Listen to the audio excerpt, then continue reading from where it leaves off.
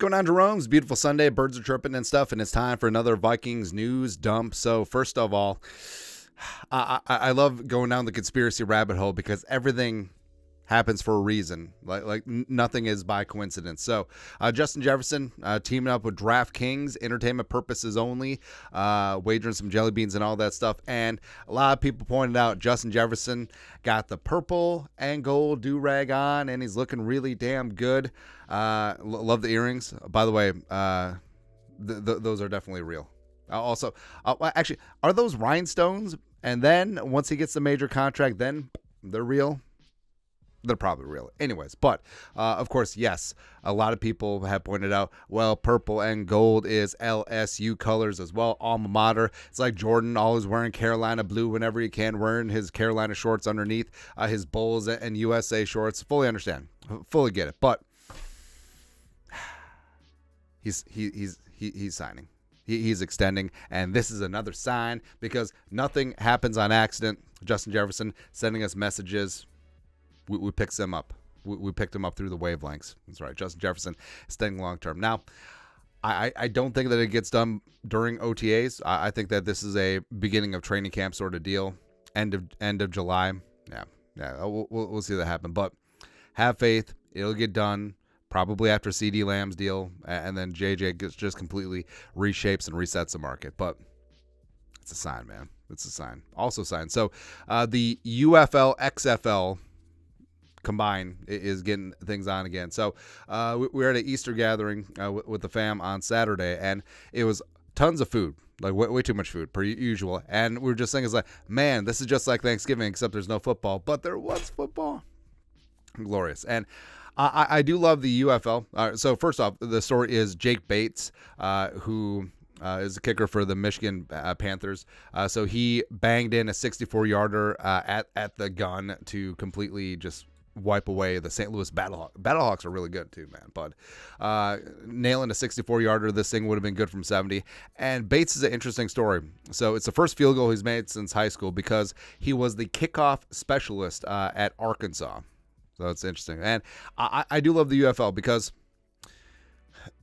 pro football needs a minor league system. And guys can only improve in game situations. And if you're a practice squad bottom of the roster guy, you're not getting in games. Like you're just not going to do it, especially at the quarterback position, by the way.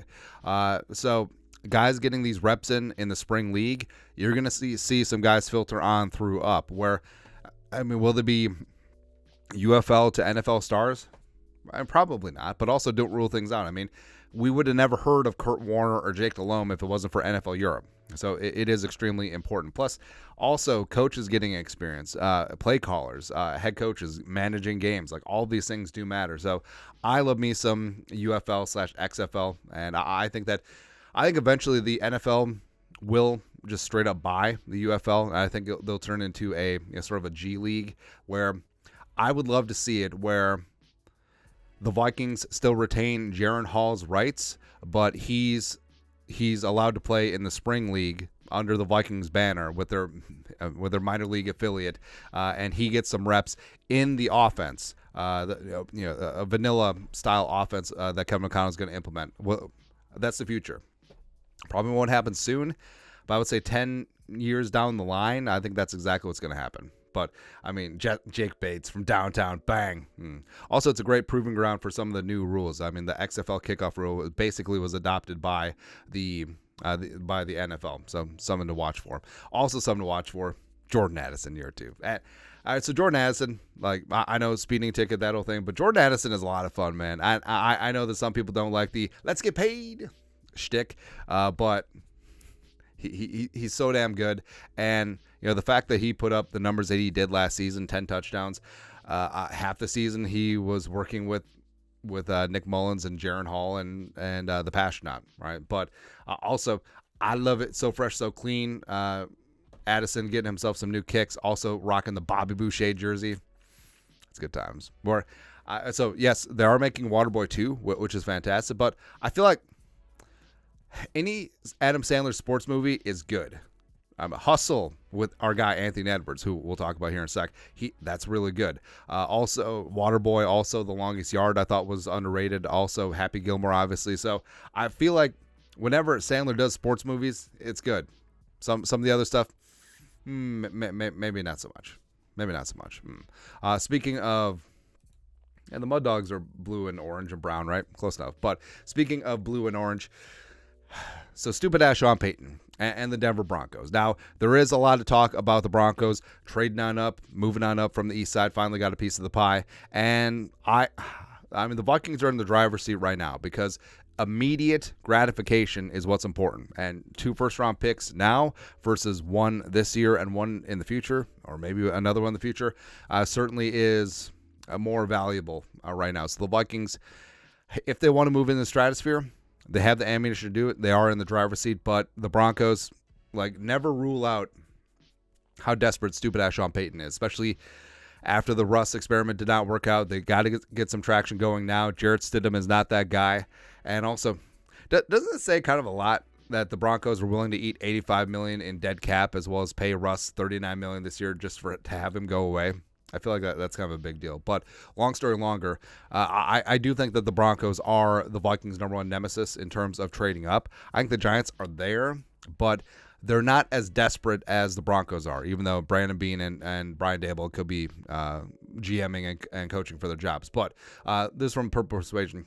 Per BK Denver Sports on KFan, the Broncos could include their 2024, 2025, 2026 first-round picks, as well as all-pro cornerback Patrick Surtain II to jump the Vikings in the draft for a quarterback. Woo. Spicy. If the Broncos decide they want to go up higher than the Vikings, potentially they can throw in Patrick Surtain in there. Now, Surtain is a dog. Surtain is one of the best corners in the league. I would absolutely love Nador if he was a Viking someday, but I mean that's ammunition that the Vikings don't have. Unless maybe we interest you in our finest Andrew Boo Juniors. Who knows, man? But the whole thing is, so that's why the Vikings can't trade to 5 right now, because they could potentially be frozen out. So they trade to 5, and then the Broncos be like, hey, Cardinals, we love us some J.J. McCarthy or whoever is left of the top 4 quarterbacks, and we will give you 12, 2025, 2026, as well as Patrick Surtain. The Cardinals would take that in a second.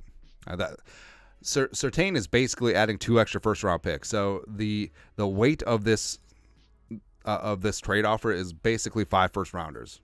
So, I mean, they do have to factor that in. Now, like I said, I do think that the Vikings are in the driver's seat, but they can't get cocky. They can't get complacent. And, yeah, a deal may not get done until draft night, depending on the board plays out, but the Vikings got to be ready. And, like I said, it would be nice to hang on to that 2025 first-round pick, except I don't know if they can. If they get up to 2 or 3, maybe even 4. 5, it gets a little bit dicier, but it may have to be the cost, because I think the Broncos aren't going away. I think that stupid-ass Sean Payton is desperate enough to do something ridiculous like this, so something to watch. Get out of here. Yeah. Speaking of Adam Sandler movies that suck, Grown Ups. Anyways, but Charles Davis, so NFL analyst, also calls games. He's fantastic. Charles Davis did up his mock draft 2.0, and no trades in his mock draft, but the Vikings end up with J.J. McCarthy and Terrion Arnold. So I don't think that McCarthy gets to 11. Frankly, again, if I was a wagering gentleman and was willing to put some jelly beans down, could you find a prop bet where the top 4 quarterbacks don't get out of the top 6 picks? Yes. Yeah, I think that's fair. But, I mean, McCarthy signed down to 11. That would be a dream where the Vikings could stick and pick and they get their future first-rounder back, as well as they still have 23. But I don't see that happening, but I understand Davis's gist here. This is what I wrote. The Vikings made a big move, picking up a second selection in the first round to presumably help them make an even bigger move up the board for a quarterback. In this scenario, they stay put and land their quarterback. And McCarthy operating the offense. The other big 3 quarterbacks are off the board, but McCarthy, he's basically like an upgraded Brock Purdy. He's Brock Purdy with better wheels, even though Purdy showed off his wheels in the playoffs. But with McCarthy, the arm is there, the accuracy is there, the experience in a pro-style system is there, coachability is certainly there. So he checks a lot of boxes. Now, is he Does he have the ceiling of a Drake May or Caleb Williams or Jaden Daniels? Probably not, but I actually do think that he has the higher floor. Then the sweetener. So I love me some Terry Arnold coming out of Alabama, where so that's the thing that Saban has always done, because Saban is a DB coach at heart before he got DC or head coaching jobs. So he instills like very solid technique and fundamentals. So, like, you can see why Alabama corners and DBs are littered across all these NFL drafts. But Terry Arnold, I mean, high character. A guy that can get after it in man or zone, and I absolutely would love him on the outside. And the fact that he gets a 23, where I think that there's a good chance that he's cornerback 1 off the board. It kind of depends what a team wants. Do they want Wiggins? Do they want Quinion Mitchell or Terry Arnold in this spot? But the Vikings can upgrade their defense and combat the potent offenses of their division rivals. So not even anything about how good Terry Arnold is. It's just like, you know who's good? The Packers, and then the Bears with Caleb Williams, and then the Lions, and so the Vikings need quarterbacks. Yeah. But honestly, this likely won't happen, of McCarthy slipping as well as Terry Arnold probably slipping either. But if that happened, to the moon, Alice. That's right. I mean, this would be fantastic. Also, speaking of Vikings DBs, so Patrick Peterson wants to come back for another season. He said this, quote, Patrick Peterson, I do feel like I still have a lot left in the tank and can provide not only leadership, but playmaking ability to whatever team desires to have me on the rooster, Peterson said. At this point, at stage of my career going through the free agent process, I'm just taking it a day at a time. And also, he did talk about potentially moving to safety, which has been a talking point with Peterson ever since he was released by Arizona and signed with the Vikings. I mean, there's some talk about him playing safety with the Vikes, and then he signed last year with the Steelers after 2 pretty solid seasons with the Vikings. So I mean, Patrick Peterson was one of the few people who actually benefited from the Donishell defense. I thought Peterson was solid in 2022, but given his age, not solid enough to bring him back at that price. Now, a lot of Vikings fans are like, oh, Patrick Peterson's out there, bring him back, but nah, I think that would fly in the face of what the Vikings are trying to do. And you do have Shaq Griffin as your free agent cornerback, and plus you do have the draft. And Peterson, I mean, he's 34, 6 passes broken up last year, but did allow 5 touchdowns in coverage and also missed 10 tackles, which was a career high. So, I mean, the time here with Patrick Peterson was fun, but won't be a redux. And I actually think that Peterson may be done. But also, I think that he's slam dunk future Hall of Famer. Absolutely. Speaking of slam dunks and future Hall of Famers, that was a good one. So Anthony Edwards, I don't know what it is. The national media Jerome haircuts do not give Anthony Edwards the time of day. And also, what's up, Sylvie? Also, this is important. So Anthony Edwards does not get the superstar whistle. Like he just doesn't. Like he is not at the line like LeBron or SGA, or it's just so frustrating.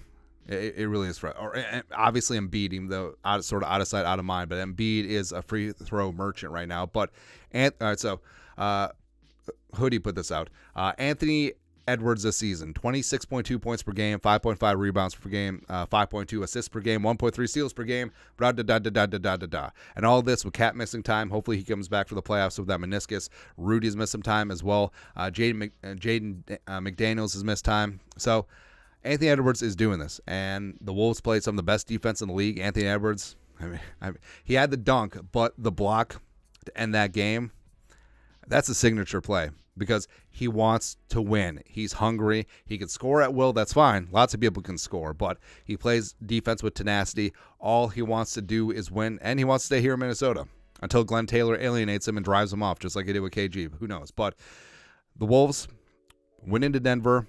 They pooped in their cornflakes on Friday, got the 1 seed, and Anthony Edwards should be in the MVP conversation, except he won't be. He won't be. And that's absolute BS. I mean, yes, SGA is probably going to win the MVP. It's just ridiculous. But we are watching greatness. I feel like Anthony Edwards right now is like 1989 Michael Jordan, like right before that cusp of greatness. We love to see it. Absolutely love to see it, man. But that's it. Vikings news dump on this beautiful Sunday. You guys know what to do. Skol, production value.